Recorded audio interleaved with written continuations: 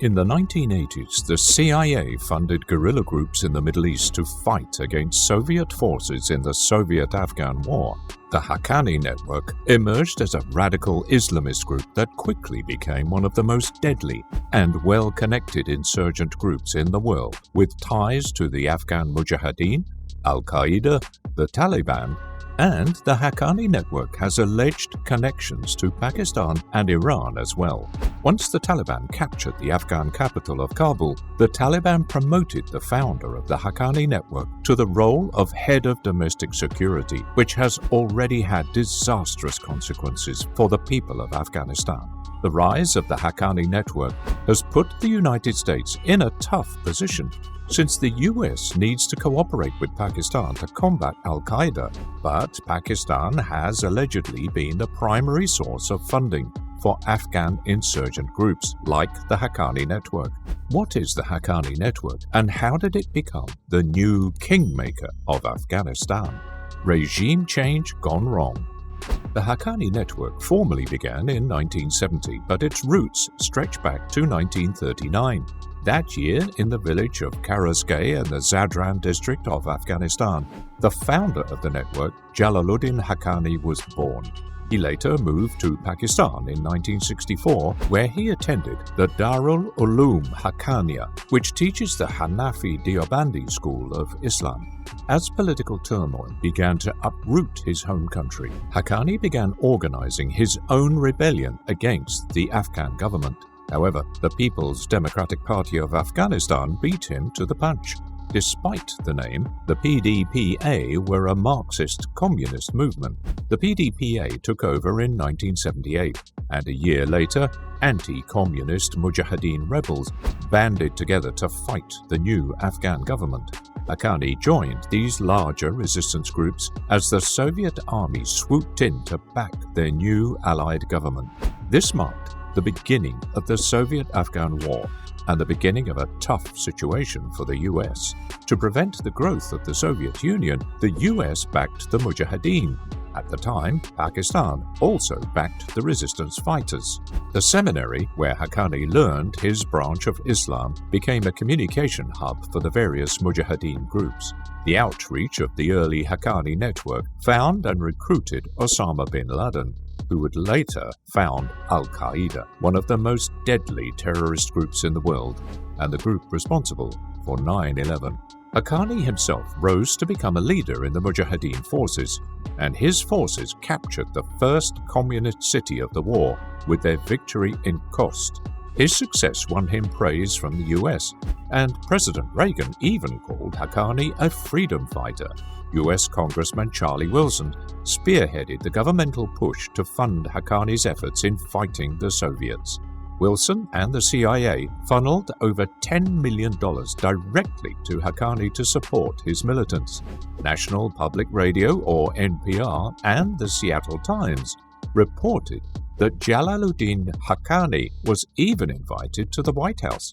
However, he would quickly show his true colors, becoming one of the first leaders in the region to embrace suicide bombings. Alongside Haqqani's burgeoning network, the CIA and Saudi Arabia's General Intelligence Directorate used Pakistan's Inter-Service Intelligence Agency to funnel funds to other infamous figures, like Muhammad Omar Mujahid, who was studying Islam in the region. However, unbeknownst to the young students of Afghanistan, many of their books were actually propaganda distributed by the CIA that were intentionally designed to create a culture of xenophobia and hate for foreigners. Over the course of the war, close to 10% of Afghanistan's population, or over 1 million people, died. The end of the Soviet-Afghan War seemed like a huge win for NATO. The Soviet Union's loss in Afghanistan became a major reason for the splintering of the Soviet Union in 1991. However, this victory would come at a cost: the rise of the Taliban. Only a few years after the Soviets' withdrawal, Afghanistan was plunged into further chaos during a civil war. In late 1994, Afghanistan's interim president, Burhanuddin Rabbani, refused to step down. That same year, Muhammad Omar and 50 of his peers, who were indoctrinated by CIA propaganda, adopted a new approach to radicalization by accepting people regardless of their minor ethnic roots. Together, they formed the Taliban, and in a few months, their new ideals ballooned their ranks, growing from a small band of 51 members to a small army of over 15,000 extremists. Over the next year, the Taliban swept through the country towards the capital. Seeing the writing on the wall, Haqqani joined the Taliban. He was quickly appointed to the role of commander of the northern Taliban forces. Once there, he engaged in human trafficking and civilian executions. The Taliban quickly took over the country, and terror groups like al-Qaeda established training camps throughout the region. In late September 2001, the US delivered an ultimatum to the Taliban to end its state sponsorship of al-Qaeda. But negotiations stalled.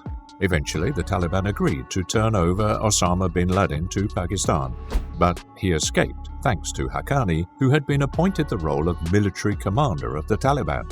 Along with helping the most wanted man in the world, Haqqani himself also took on the role of Minister of Tribal Affairs. In these early days, the Haqqani network showed its influence by going against some of the Taliban's rules and allowing education for women. The might of the Haqqani network gave them some protection from the military government of the region. Less than 1 month later, NATO forces began operations to remove the Taliban from power, and US involvement in the war was spearheaded by the Special Activities Division of the CIA, the very group that had radicalized the Taliban and the Haqqani network in the first place. Throughout the conflicts, the Haqqani network provided safe havens for Taliban and al-Qaeda leaders to smuggle them out of harm's way and into Pakistan and areas of Afghanistan where the fighting wasn't as hot. While al-Qaeda forces have dwindled to around 600 as of 2020, the UN reports that their leaders still have close ties with the Haqqani network, the heavy hitters of Afghanistan. Throughout the various wars and ongoing conflicts, the Haqqani network has proved to be the most dangerous and long-lasting militant group in Afghanistan. After the Obama administration declared the Haqqani network as a foreign terrorist organization, the Taliban tried to deny the existence of the Haqqani network. But this has been a point of contention over the past few decades. Besides Jalaluddin, other members of the Haqqani family also serve as leaders of the network, such as Badruddin, son of Jalaluddin and operational commander of their forces, Khalil, who serves as the de facto leader, and Nasiruddin, who traveled abroad on fundraising campaigns for the network.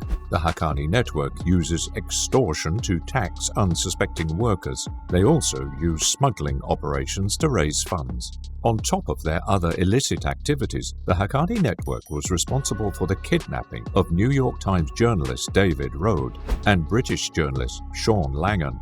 The network has carried out multiple sophisticated and high-impact attacks in the last 20 years, including an attack on the US Embassy in Kabul and NATO bases near Kabul on September 12, 2011, which killed 17 civilians and 6 NATO soldiers, 2 attacks on the Hotel Intercontinental in 2011 and 2018, and in that same year, the Haqqani network used an ambulance to deliver explosives which killed 103 people. The group's most recent activity was a 2020 attack carried out alongside the new face of terror in the region, ISIS. The Haqqani network has grown a large covert following throughout the tribal areas at the border of Pakistan and Afghanistan, and they maintain larger compounds that have internet access and bunkers for high-level insurgents. Some of their compounds include training camps that recruit foreign fighters. Over the past decade, the network has expanded with thousands of members who run semi-autonomous units to mask the chain of command and protect the group's secrecy. They also serve as the main supplier of chemicals for the Taliban's attacks. Pakistan and politics. After the US withdrew from Afghanistan, the Taliban quickly took control of the country and reinstated multiple Haqqani leaders into positions of political power. Because the Taliban maintains connections with other terrorist groups like al-Qaeda, the US still has ongoing interest in deploying tactical strikes in the region. These goals are hampered by the airspace around Afghanistan. To the west lies Iran, a country allied with Russia that acts with hostility towards the US. North of Afghanistan lies multiple countries aligned with Russia as well.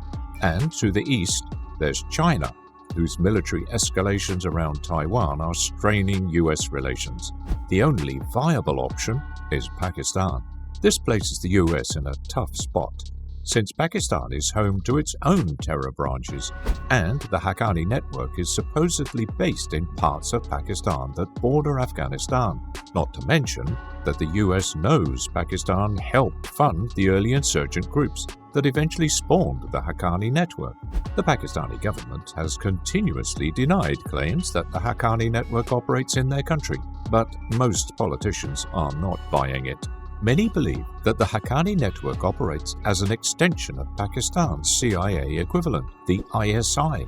If Pakistan withdraws funding from Haqqani, the group may reach out to Iran, which could pose an even greater threat to the region.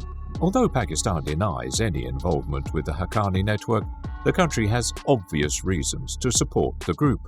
By maintaining a force of guerrilla fighters in Afghanistan, Pakistan could encourage regime change and gain a political advantage in the region. That's an important goal for the cabinet in Pakistan, since they have a stronger enemy in India.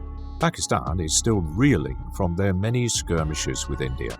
Their grudge against their former countrymen dates back to when India gained independence and the Islamic population of India broke apart and joined Pakistan. Since then, there have been a number of border disputes and alleged Pakistani-sponsored terror attacks in India. Meanwhile, the US is locked in a three-way political battle to win India's allegiance. China and Russia are both vying for India's favor as well. So, if Pakistan does not comply with American efforts to target terror in Afghanistan, they may leverage India's resentment to ally with Pakistan's greatest enemy. This pressure seems to be paying off. Back in 2011, Pakistan agreed to start targeting insurgent groups in their country, and the US awarded them a $1 billion aid package to combat the Haqqani network. Pakistan's two-faced tactic with the Haqqani network has led to a slew of political problems, as the US is also forced to consider backing out of deals and leaving the country in dire straits, with enemies on all sides and a failing economy. In recent years, Jalaluddin Haqqani, the founder of the network, was appointed Justice Minister of the Islamic State of Afghanistan. In 2001, NATO embarked on Operation Knife Edge to attack the Haqqani network. In 2008, the US targeted Haqqani's home with airstrikes, but he wasn't home. In 2018, the Taliban announced that the Haqqani network's founder had died of a terminal condition. His son, Sirajuddin Haqqani, has taken his place as the day-to-day leader of the network, and the US offers a $5 million reward for information leading to his capture. However, even with the leader gone, the Haqqani network's Taliban support gives them full rein to carry out their twisted endeavors and wreak havoc on the people of Afghanistan, while the rest of the world plays a political game to gain control of the war-torn country. That's the story of the Haqqani network, one of the most deadly and notorious shadow organizations in the world. Once trained by the CIA, the group has become the bane of the US government by disrupting diplomatic goals in the Middle East and sponsoring terror around the globe. What topics would you like to see next? Let us know in the comments below. And while you're down there, remember to click the like and subscribe buttons to stay up to date on all the geopolitical news.